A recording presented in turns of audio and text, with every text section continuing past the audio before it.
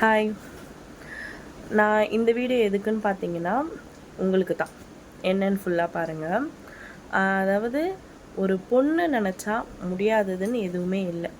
But அந்த பொண்ணே feel பண்ணி மனசு உடைஞ்சு மூலையில போய் உட்காந்துட்டா என்ன ஆகும்?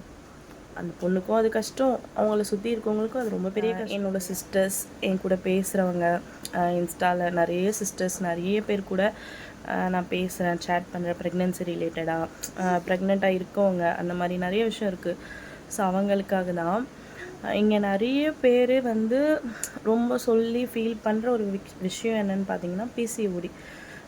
பிசிஓடி மைல்டு பிசிஓடின்னு சொல்றாங்க. 2 ஓவரீஸ்லயும் பிசிஓடி இருக்குன்றாங்க. எனக்கு ரொம்ப கஷ்டமா இருக்குது சிஸ்டர். இதனால பேபி டிலே ஆகுமா?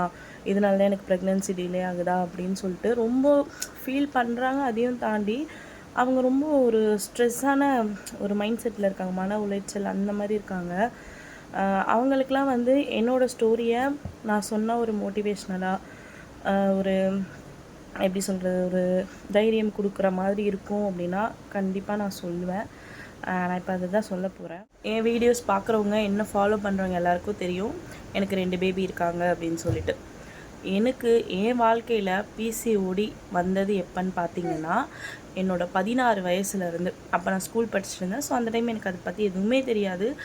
பீரியட் மட்டும் டிலே ஆகி வரும். டிலே ஆகினா எப்படின்னு பார்த்தீங்கன்னா 3 மந்த்ஸ் ஒன்ஸ் 4 மந்த்ஸ் ஒன்ஸ் தான் வரும் பீரியட். ஸோ ஸ்கூல் லைஃப்லாம் முடிஞ்சதுக்கப்புறம் எனக்கு ஒரு 18 வயசு இருக்கும்போது அதே மாதிரி 3 months once 4 months once delay ஆகி வரும்போது ஒரு டாக்டர் போய் பார்ப்போம். போய் பார்க்கும்போது எனக்கு டாக்டர் வந்து ஒரு ஸ்கேன் எழுதி கொடுத்தாங்க. ஸ்கேன் எடுத்துகிட்டு வந்து அந்த டாக்டர்கிட்ட காட்டும் போது நான் சீரியஸாக சொல்கிறேன், நான் கும்புற முருகர் சாட்சியா. ஏன்னா அப்படி சொன்னால் தான் நிறைய பேர் நம்புகிறாங்க, இல்லைன்னா நீங்கள் போய் சொல்கிறீங்க அப்படின்னு ஒரு சிலர் சொல்லுவாங்க. அதுக்காக தான் சொல்கிறேன்.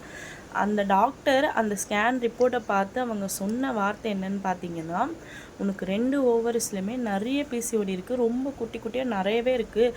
இப்படி இருக்கிறது நீ வந்து ப்ரெக்னென்ட் ஆகிறதுக்கு வாய்ப்பே இருக்காது, அது ரொம்ப கஷ்டம் இப்படியே விட்டா அப்படின்ற மாதிரி தான் அவங்க சொன்னாங்க. ஸோ அந்த டைம் வந்து எனக்கு அதை பற்றி அந்த அளவுக்கு ஐடியா இல்லை. பிசிஓடினா ஃபஸ்ட்டு எனக்கு என்னன்னே தெரியாது. அவங்க எப்படி சொன்னாங்கன்னா பிசிஓடின்னு சொல்ல நீர்க்கட்டி அப்படின்னு சொன்னாங்க. ஸோ நீர்க்கட்டியா அது என்ன, எனக்கு அதை பற்றி ஒரு நாலேஜும் இல்லை. அப்போ இந்த இன்ஸ்டா அந்த மாதிரி எதுவுமே கிடையாது. ஸோ எனக்கு அதை பற்றி எதுவுமே தெரியல. பட் அவங்க சொன்னது குழந்தை பிறக்கிறதே கஷ்டம் அப்படின்ற மாதிரி சொன்னாங்க மேரேஜ்க்கு அப்புறம். அந்த ஒரு வார்த்தை மட்டும் எனக்கு ரொம்ப ஒரு மாதிரி ஒரு பாதிப்பாக இருந்தது. என்னை விட எங்கள் அம்மா ரொம்ப ஃபீல் பண்ணி அழுதாங்க. லிட்டர்லி அவங்க அழுதாங்க அதை நினச்சி.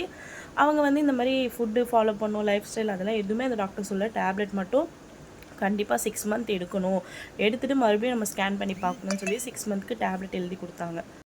இந்த ஸ்டோரி வந்து இயர் பார்த்தீங்கன்னா 2015 நான் சொல்கிறது. ஸோ அவங்க வந்து டேப்லெட் எழுதி கொடுத்தாங்க இல்லையா. டேப்லெட் வந்து ரொம்ப காஸ்ட்லி. எப்படின்னா வந்து ஒரு 10 டேப்லெட் தான் இருக்கும், ஒரு 700 ருபீஸ் அந்த மாதிரி இருந்தது. எங்கள் வீட்டு வந்து நிஜமாக ரொம்ப கஷ்டப்படுற ஃபேமிலி. எங்கள் அம்மா வீட்டு வேலை போய் தான் எங்களை பார்த்துக்கிட்டாங்க. ஸோ அந்த மாதிரி என்னால் வாங்கி சாப்பிட முடியல. ஒரு 700 கொடுத்து 10 டேஸ்க்கு ஒரு டேப்லெட் வாங்கி சாப்பிட முடியல. அப்படி இருந்தால் நான் ஒரு 2 மந்த் கிட்ட அந்த டேப்லெட் வாங்கி சாப்பிட்டேன், கஷ்டப்பட்டு எப்படியோ சாப்பிட்டேன். அதுக்கப்புறம் நான் அதை அப்படியே விட்டுட்டேன். ஏன்னா டாக்டர் சொன்னது 6 மந்த்ஸ். ஸோ நான் அதை அப்படியே விட்டுட்டு அது அப்படியே போயாச்சு. பட் நான் வந்து வெயிட் லாஸ் பண்ணணும் அப்படின்னு நினச்சேன். அது கூட நான் இந்த நீர்க்கட்டிக்காக நினைக்கல, நான் வெயிட் லாஸ் பண்ணணும் அப்படின்னு. அந்த டைம் என்னோட வெயிட் பார்த்தீங்கன்னா ஒரு 60 கேஜ், ஒரு 55 to 60 கேஜ் கிட்ட இருந்தேன். ஸோ நம்ம வெயிட் லாஸ் பண்ணணும் அப்படின்றதுக்காக நான் ஃபுட்டு ரொம்ப கான்ஷியஸாக எடுத்துக்கிட்டேன். இதேமாரி சேம் ஹோட்டல் ஃபுட்லாம் அவாய்ட் பண்ணேன்.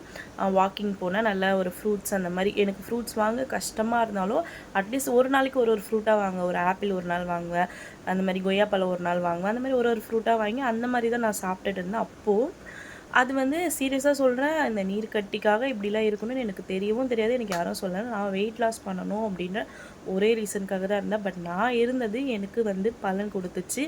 நான் கிட்டத்தட்ட ஒரு 5 மந்த் to 6 மந்த் மேலேயே நான் இருந்தேன். அதுக்கப்புறம் எனக்கு மேரேஜ் ஆச்சு. லவ் மேரேஜ் தான் நான் பண்ணிக்கிட்டேன், ரன்னிங் மேரேஜ்னே சொல்லலாம். ஸோ நான் மேரேஜ் பண்ணிக்கிட்டேன். மேரேஜ் பண்ணி சேம் எனக்கு பீரியட் டிலே ஆச்சு. அப்போ கூட நான் கன்சீவாக இருப்பேன் நான் நினச்சி கூட பார்க்கல. சீரியஸாக சொல்கிறேன், நான் பப்பாளி வாங்கி சாப்பிட போனேன். ஏன்னா பப்பாயா என்னாச்சு சாப்பிட்டா பீரியட் வந்துடும் இல்லையா. ஸோ மேரேஜ் ஆகி எனக்கு 2 மந்த் பீரியட் வரல. எங்கள் ஹஸ்பண்ட் கிட்ட கூட நான் சொன்னேன், எனக்கு ரெகுலராக இப்படி தான் தள்ளி தள்ளி வரும் அப்படின்ற மாதிரி நான் சொன்னேன். சரி ஓகே, பப்பாயா வாங்கி சாப்பிட்டா வந்துடும். நான் பப்பாயா வாங்கி சாப்பிட போனேன். அந்த டைம் எனக்கு எங்கள் மாமியார் தான் சொன்னாங்க, இதெல்லாம் சாப்பிடக்கூடாது, மேபி குழந்தை இருந்தாலும் இருக்கும் அப்படின்ட்டு. பட் அவங்களுக்கு இந்த விஷயம்லாம் தெரியாது இல்லையா அப்படின்னு சொல்லவும், சரி ஓகே நம்ம எதுக்கோ டெஸ்ட் பண்ணி பார்க்கலான்னு எனக்கு அதை பற்றிலாம் எதுவுமே தெரியாது.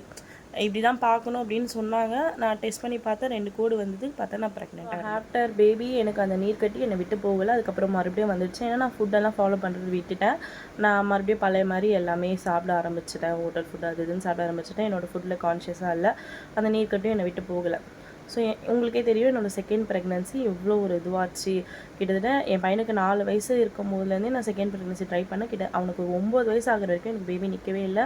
நானும் அவ்வளோ செக்கப் அவ்வளோ எல்லாமே போனேன். ஸோ அப்போது அதே டைம் நான் சேம் இதே மெத்தட் தான் எடுத்தேன். இன்னும் எனக்கு நல்ல நாலேஜ் இருந்தது. ஸோ இப்போது நம்மளுக்கு யூடியூப், இன்ஸ்டா எல்லாமே இருக்குல்லையா, எல்லாமே தெரியும் என்ன பண்ணணும். எக்ஸ்ட்ராவாக நான் என்ன பண்ணேன்னா ஓவலேஷன் டேவை கேல்குலேட் பண்ணேன். ஓவலேஷன் ஆக என்னெல்லாம் சாப்பிட்ணும், எக்கு வளர என்னெல்லாம் பண்ணணும். ஸோ எக்ஸ்ட்ராவாக நான் இதெல்லாம் வந்து ஆட் பண்ணி என்னோடய செகண்ட் ப்ரெக்னன்சி எனக்கு சக்ஸஸ் ஆச்சு. ஸோ நான் உங்களுக்கு என்ன சொல்கிறேன்னு பார்த்தீங்கன்னா, பிசிஓடி இருக்குது அப்படின்றவங்க குழந்தையே நிற்காது அப்படின்னு கிடையவே கிடையாது. என்ன டாக்டர் சொன்னது, உனக்கு குழந்த பிறக்கிறதே கஷ்டம் அப்படின்னு என்ன சொன்னாங்க கல்யாணம் ஆனால். பட் நான் இப்போது என்ன அவங்க சொன்னது பார்த்திங்கன்னா 2015, இப்போ 2026 ஆகுது. ஸோ இந்த டேட்டுக்கு எனக்கு 2 குழந்தைங்க இருக்காங்க. எனக்குமே நிறைய ஸ்ட்ரகிள்ஸ் வந்துச்சு, நிறைய பிரச்சனை ஃபேஸ் பண்ணேன். பட் ஸ்டில் நான் நினச்சது நடந்தது இல்லையா. எனக்கு அந்த டாக்டர் சொன்ன மாதிரி குழந்த பிறக்காது அப்படின்ற மாதிரி கூட கிடையாது. ஸோ வந்து எல்லாமே வந்து நம்ம திங்க் பண்ணுறது, நம்ம ஃபாலோ பண்ணுற ஃபுட்டு எல்லாத்துலேயும் தான் இருக்குது. ஸோ வந்து எந்த ஒரு விஷயமா இருந்தாலும் பாசிட்டிவாக கன்வே பண்ணும்போது கண்டிப்பாக அது பாசிட்டிவாக தான் நம்ம மனசுக்குள்ளே இருக்கும். நம்ம வந்து அதை நினச்சி ரொம்ப பயப்பட மாட்டோம். நீங்கள் வந்து இவங்க சொல்லிட்டாங்க, அவங்க அது சொல்லிட்டாங்க அப்படின்லாம் நீங்கள் எதுவுமே நினச்சி ஃபீல் பண்ணாதீங்க. எல்லாமே வந்து கடவுள் கையில் தான் இருக்குது.